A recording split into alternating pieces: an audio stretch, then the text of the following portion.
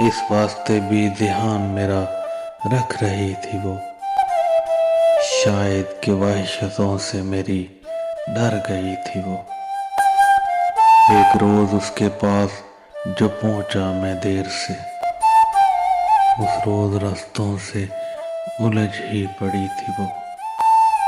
मैं उसको एक बार फकत देखता था और 100 बार खुद को आईने में देखती थी वो।